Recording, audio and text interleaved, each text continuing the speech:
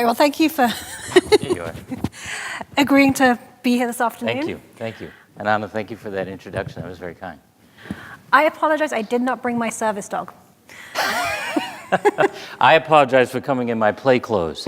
I had an appointment up in the, I apologize to all of you as well. I had an appointment in the Bronx, and I thought I'd be able to get back to my hotel in time to dress appropriately, but I didn't, so. We're a laid-back kind of conference. But yeah, the Really? although I have, the last time I saw Governor Patrick speak was a couple of weeks ago at a conference in Berkeley, where it was an off-the-record conference, so I can't tell you what it was. But he was interviewed by a woman from venture capital, and she had this amazing service dog that like sat on the stage. I had this great picture that I was going to tweet, and then I realized I couldn't, of the governor like patting the dog. But I have a service dog, but called George, but I didn't bring him. So he'll be sad to know that he could have been here. So I wanted to start with your, I hate the word journey in this context, but like your journey into impact investing, because I think it's interesting, like how you went from governor, how being governor you learned about it, and then decided when you went back into the private sector to take a role in impact investing. So I thought you could talk about that a little bit. So I will start by saying that there are certain themes or interests of mine that impact investing very naturally touches. One is a belief in the importance of long-term decision-making. I think short-termism has been a problem in business, at least as I observed it at the companies I worked in and with, and certainly in government, where we govern. As if business manages for the next quarter, in government we manage for the next election cycle, news cycle, instead of the next generation, and I think that is a problem. And then also I'm suspicious through a lifetime of experience of false choices. And I think this notion that you have to trade doing well for doing good is a false choice. So with that background, I was exposed to social impact bonds through Sir Ronald Cohen, as you know, and some of my friends here do. When I was in office, he was coming through the states introducing the concept to various sitting governors and mayors and so on. And I got jazzed about the idea because I'm really very interested in the power of innovation in the private and the public sector. I think innovation requires that you raise your tolerance for failure. Turns out politics punishes failure. So it's much harder than you think to innovate in political or public space. And social impact bonds or pay-for-success bonds are a marvelous way to try some new things, putting private capital at risk, and then if they work, you have a proof point you can bring forward. So Ronnie and I stayed in touch. We did two of the first in the country while I was in office. We stayed in touch. He'd gone on to create Bridges Ventures. They were getting great returns, and I thought, I'd like to do that, but I wasn't quite sure who was doing it here, because as much as I love Britain, to respect Imogen, we wanted to be in this country. And so I started casting around and was really keen to find a different kind of impact investing for reasons we can talk about, and have had a very happy marriage with Bain Capital, now coming on 2.5 years, and we are formally launched and off and making investments. And why choose Bain? Why was Bain the partner that you decided to go with to do this? Actually, I was on my way to do something else entirely because I was under the impression, after a very little bit of homework, that most of the action, I should say that the field was more mature outside the United States than here. And I was on my way to do something else actually here in New York. And I sat down with some friends of mine who were partners at Bain Capital who had said, you know, when you're ready, come talk to us, let us be sounding boards. And I was telling them about this other thing, and one of the senior partners said, that sounds very interesting. He said, but what are you really passionate about? And I said, well, there's this thing called impact investing. I don't know if you've ever heard about it. And he sat back and said, I can't believe you brought that up. We've been trying to figure out how to be in this space for a couple of years. Mainly because LPs from Europe were asking about these kinds of products. So he said, why don't you come in and help us figure it out? And that's how we got married. So talk about that.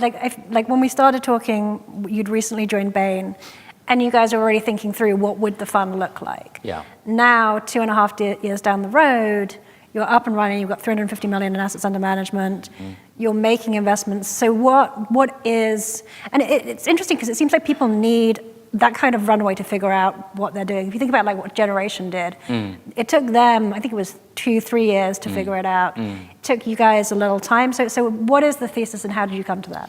So we spent a year doing homework, really talking to as many people as would talk to us. And I think what I have found is that the field is very generous, meaning people were really patient to take their time and explain to us their own strategies, who their LPs were, what the pitfalls were or had been. And I so appreciate Anna acknowledging that what we were about was trying to listen and absorb. And I think also I was sensitive and remain sensitive to the fact that there are a whole lot of eyebrows that will arch when Bain Capital comes into the space, or frankly any kind of sort of big institutional player comes into the space, and that impact integrity is enormously important because we could mess it up. We could do damage to the field if we don't do it right. So we spent a lot of time trying to figure out what the white space was that was right for the skill set of Bain Capital, which is a very activist, very engaged kind of investor, not a kind of put the money in and we'll see you at board meetings kind of investor. And the impression I was left with, the learning I took away is that most self-described impact investors in North America are working in the venture and other early stage space. There really isn't a secondary market, and or not as mature a secondary market.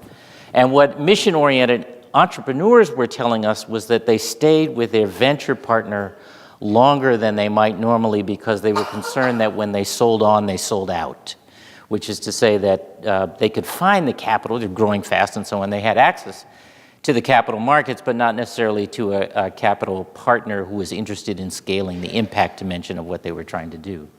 And that's the space we're trying to occupy. So did you find what you expected to find, or was it different? No, I think we found what we expected to find. I think that look, we've closed the fund in the late spring at 390, which includes 40 million of internal co-invest. Our original goal was 250. By the way, these are really big numbers to me. At Bain Capital, this is quaint. This is like a charming fund. But we had more demand, which I'm told we should take as a compliment, especially for a first-time fund. But we wanted to stay small in these relative terms because we thought it was important to nail the model first and then scale. And the model, as you know, Imogen, and some of you do here, is about investing mainly controls, some growth level investments in lower middle market companies all in North America. And I think we've been, I have been astonished, frankly, in the ways in which the interest in this kind of investing has exploded just in the period that we've been at it. Frankly, that whatever it was, 9 or 10 months of raising the fund, just in that period, the interest seemed to pick up. And I think the bankers are getting more of a sense of, and other intermediaries of what it is we're looking for, except in one area that we're looking for, where I think we have to go invent it, frankly.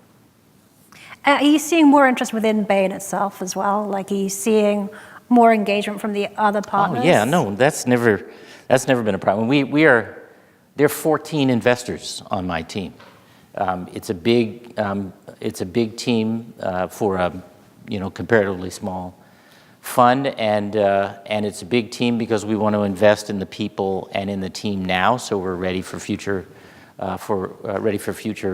funds, and because I'm very conscious of my own gaps, and so I've been trying to build private equity investing experience around me, and frankly impact experience around me, and I think we have a team that has done that. But we have an investment committee which is composed of the 4 MDs on our fund and one from each of the other large funds, large businesses at Bain Capital as well. They do their homework, they come prepared, they're So it's a large investment committee that brings in dimensions of and learnings from across the fund. And then we have an internal advisory board, which is composed of basically all the senior people in the firm. So we're feeling very supported and encouraged.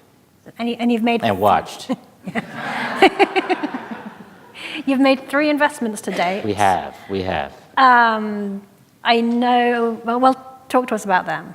So the first was an investment in a series of low-cost gyms. We did with Bridges Ventures, actually, which sort of cut their chops on their teeth, or whatever that expression is, on a low-cost gym chain in the UK. This is a series of gyms that target so-called fitness deserts, so places in this case in Michigan and northern Indiana with high incidences of obesity and type 2 diabetes. And if the classic gym economics turn out to be, charge as much as possible and hope nobody comes, this is the inverse of that. So some of you are laughing because you know. I believe I've been to one of those gyms. Right. This is the inverse. It's charge $10 a month, $20 a month, and really drive utilization. And what we're trying to do, in addition to driving utilization, is measure the number of times a week, for example, that members get their heart rate up. And that information, if they are willing, is shared with their insurance carrier, which is helping to drive down rates. So there's a lot of work we're doing on the measurement part and that dimension of the investment with marvelous talent from the Harvard School of Public Health. But that's the first one, and it's going really well.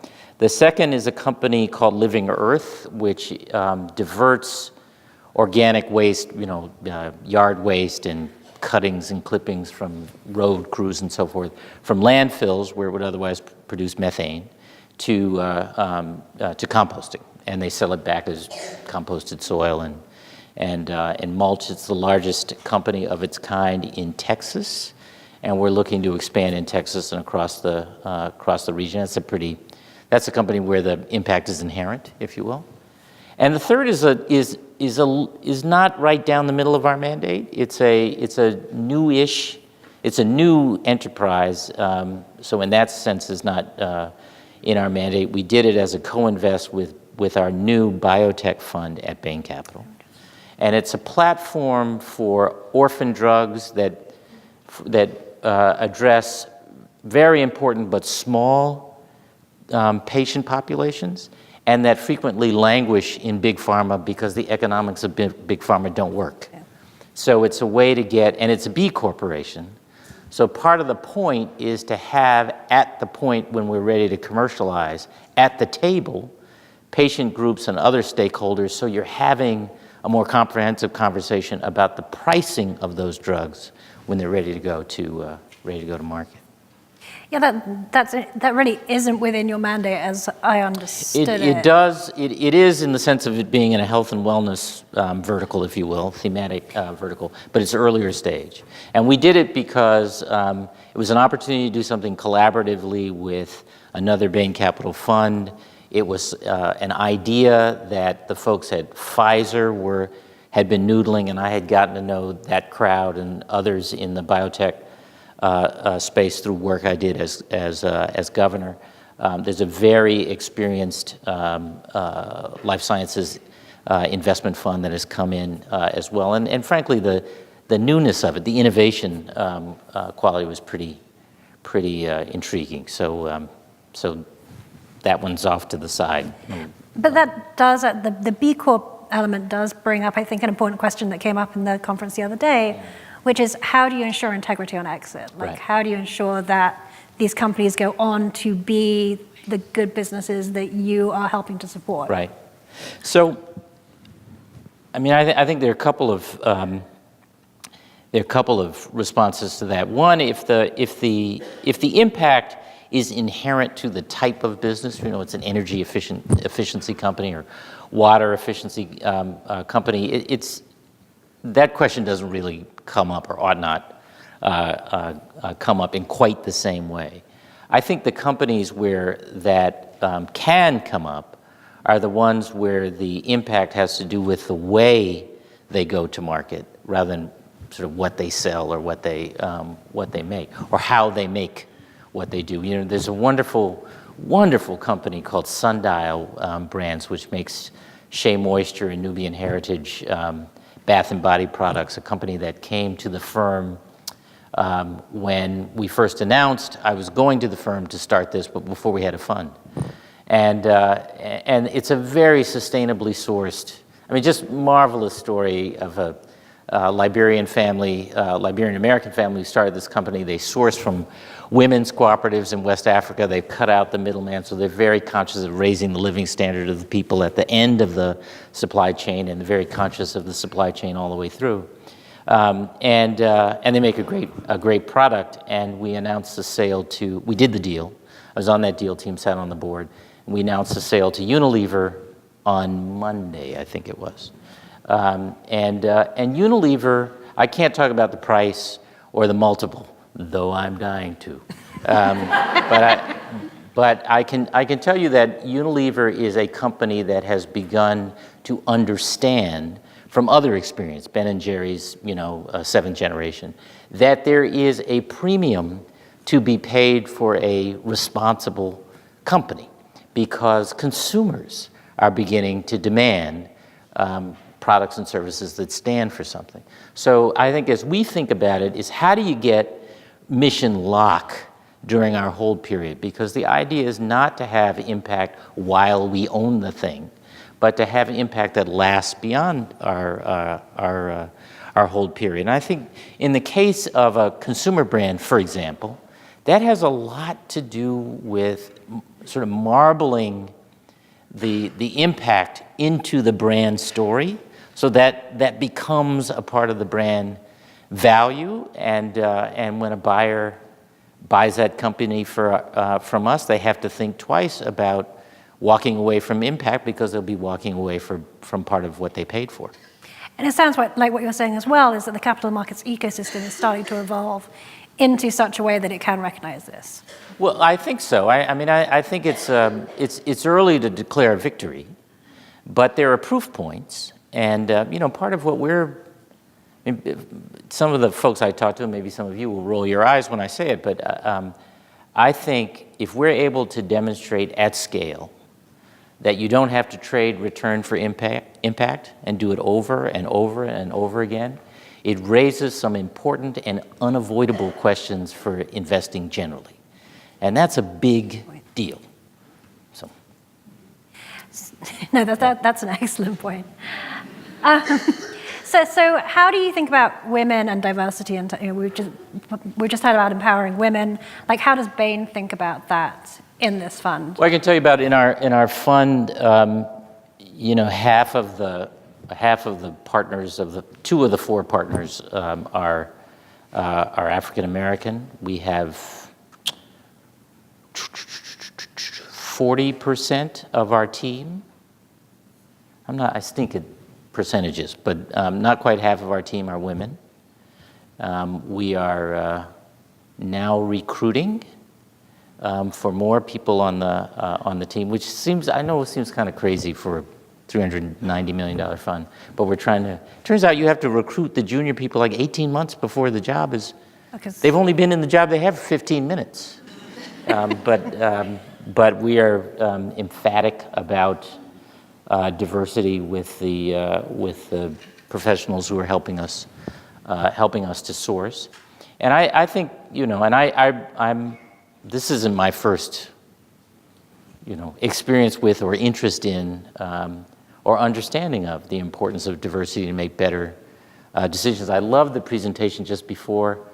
Who gave that? Thank you. I loved it. Absolutely no surprises. Absolutely no surprises, although I think it's important to have the data, to have it shown as stark as that. And although some of the trends are not encouraging, I met a lot. I think our first biggest LP was an advisor run by Hall Capital. And it didn't surprise me one bit that some of you know Hall Capital, Katie Hall and her team on San Francisco. Some of you are from Hall Capital, maybe, yeah. We love, I'm sorry. Should I not have said that? Is it supposed to be confidential who our LPs are? I'm new to this field, I don't know. But I remember a conversation there where, one of our first, where they were describing their style of investing. And they used this term, full consequence investing. And it didn't, first of all, that is exactly what we're talking about. And I said in that first meeting, I wanted to expropriate that term, and I was told it was branded, and I couldn't do that. But so with full attribution, it's an enormously important concept to me, and I think it ought to be an important way of for investing generally, but it comes as zero surprise to me that that would be a concept sort of front and center in a women-led LP.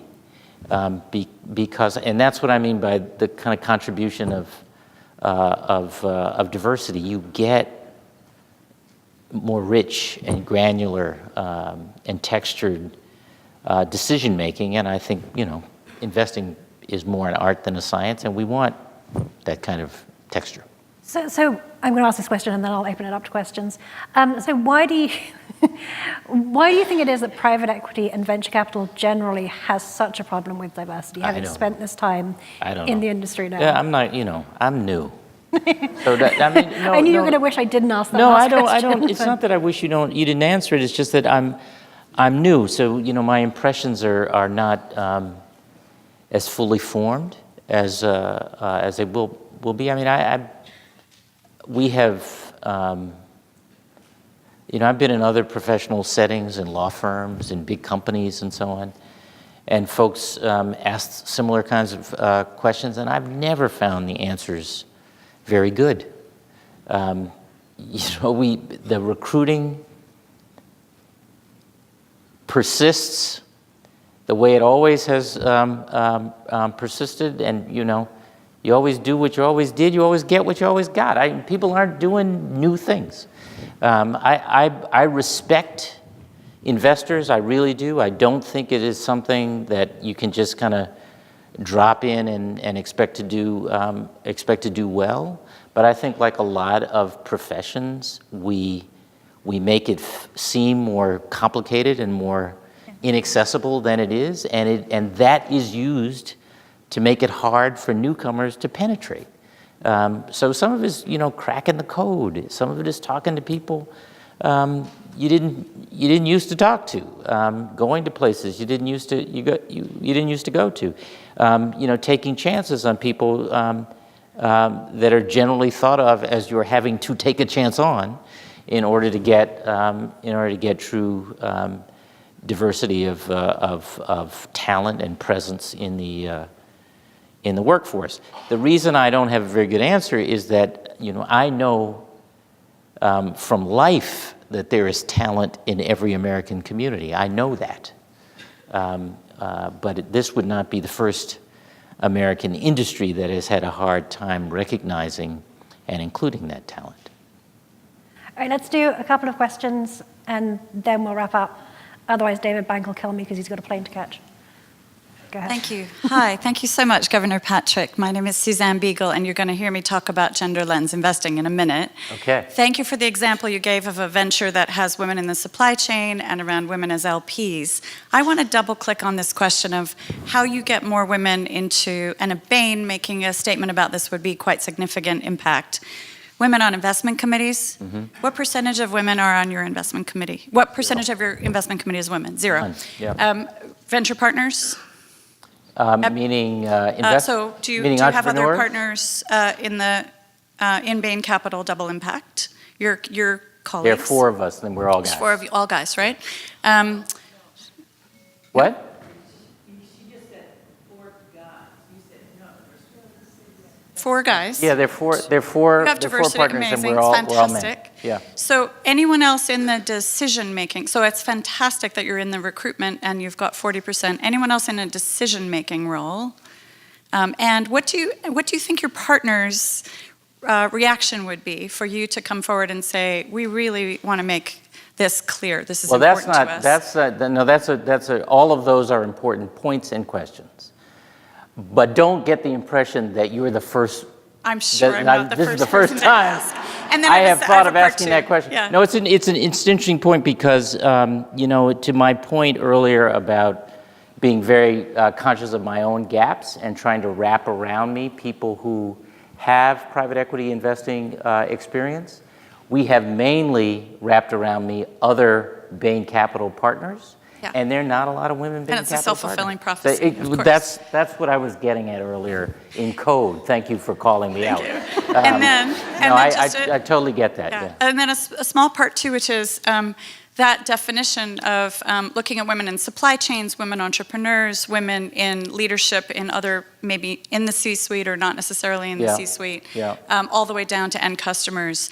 Do you think about that as a factor of analysis in your due diligence or your decision making? So interesting. The answer to that is yes. And Sundial is a really good example of that. The company I was talking about earlier. Yeah. The founder and his family totally get who their market really is, and in the decision to in the terms of the deal with Unilever, a lot of thought was given to how to pay attention to how to secure those interests going forward and how to pay attention to it, and as the founder would say, to honor it in the deal.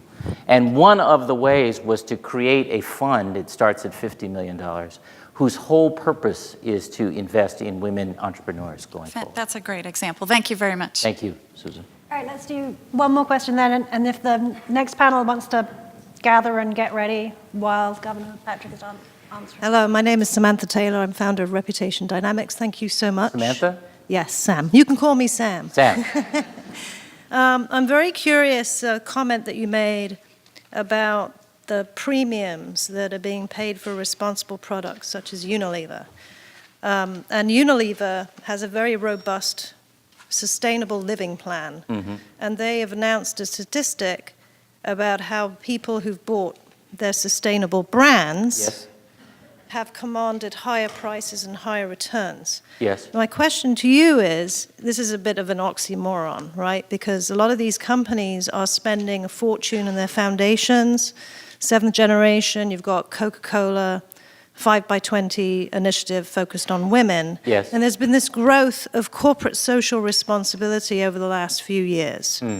Where does impact investing fit in the corporate social responsibility world? And where does it fit with corporations still driving profit as well as doing good as well? Yeah. Like in the case of the Sustainable Living Plan, Unilever has committed millions of dollars into that plan, but yet these premium prices for these products, is that just like a pass-through? Yeah. Or what is happening with that revenue? No, and how that's does fair. That's fair. Let me. Okay, thank you. I'm sorry, Sam. Did you finish? Yes. Yeah. Okay.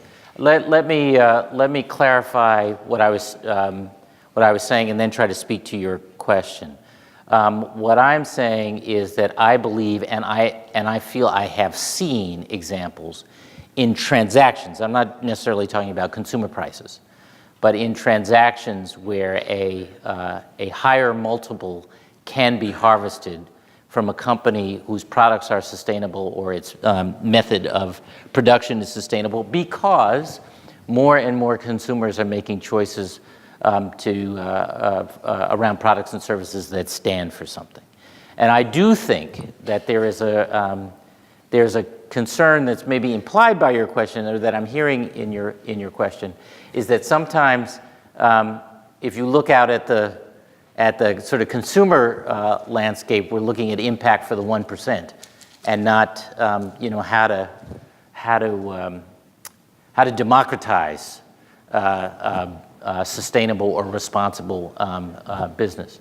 I will say that to be absolutely clear about the obvious, we are not trying to do everything. We have chosen, we recognize and respect that impact investing exists on a return spectrum, right? We've chosen a point on that spectrum which is about getting a commercial rate of return not as a value judgment about where others are on that spectrum, but for two reasons. And one I mentioned already. The one I haven't is the types of investors who invest in the type of fund like ours at Bain Capital expect that kind of return. And two, it's important to me that we demonstrate at scale that you don't have to make the trade. You may choose to, but you don't, one may choose to, but that you don't have to. So it's, again, it's not, I'm not saying, you know, that the only impact or impactful or responsible enterprise is one that charges or harvests a premium. That's not my point. Thank you. Thank you, Sam. I was wrong about us being a laid-back conference. This is a tough crowd. But thank you, Governor Patrick. Thank you. It's a pleasure. Thank you. Great. Thank you, everybody.